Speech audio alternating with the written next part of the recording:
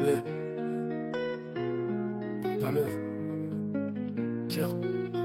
diable domine les créatures terrestres par la peur et l'ignorance depuis des millions d'années.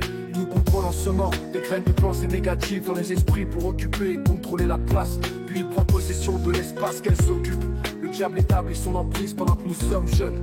Les 6 peurs les plus efficaces sont la peur de la pauvreté, de la critique, de la maladie, de la perte, de l'amour, de la vieillesse et la peur de la mort. Il resserre son emprise sur tout un chacun grâce à la pauvreté et la mort.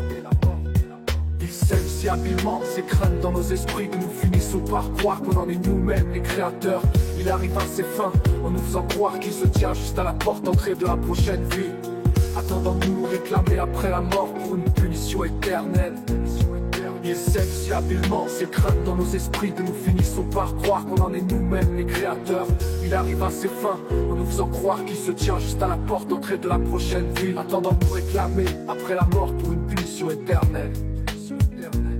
Il contrôle une partie du cerveau de chaque homme. La quantité d'espace qu'il occupe dans l'esprit de chaque homme est proportionnelle à la pauvreté et à la consistance de sa réflexion.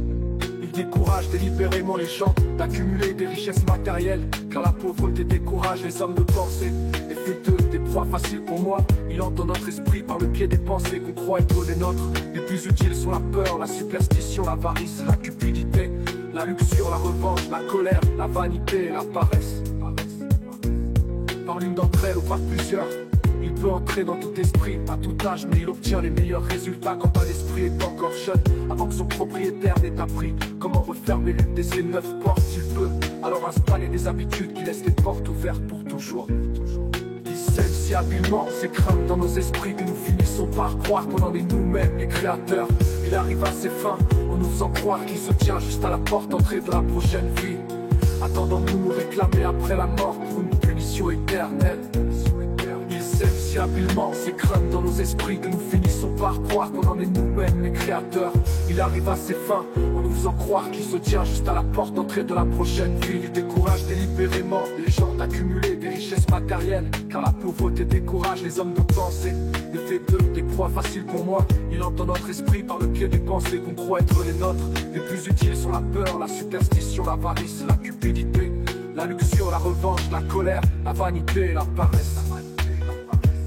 Le diable prend le contrôle sur les esprits des jeunes. Les parents, les professeurs, les éducateurs religieux et beaucoup d'autres adultes servent sa cause sans le savoir, en l'aidant à détruire chez les enfants la faculté de penser par eux-mêmes en faisant leur métier. De différentes manières, ils ne suspectent jamais ce qu'ils infligent à l'esprit des enfants, ni la cause réelle de leurs erreurs. Il sème si habilement ses craintes dans nos esprits que nous finissons par croire qu'on en est nous-mêmes les créateurs.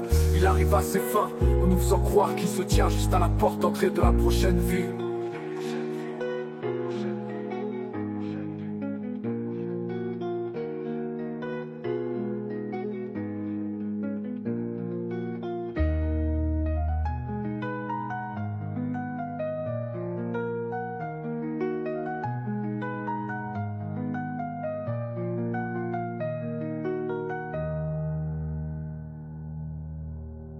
Il sème si habilement ses craintes dans nos esprits que nous finissons par croire qu'on en est nous-mêmes les créateurs. Il arrive à ses fins en nous faisant croire qu'il se tient juste à la porte d'entrée de la prochaine vie. Il sème si habilement ses craintes dans nos esprits que nous finissons par croire qu'on en est nous-mêmes les créateurs. Il arrive à ses fins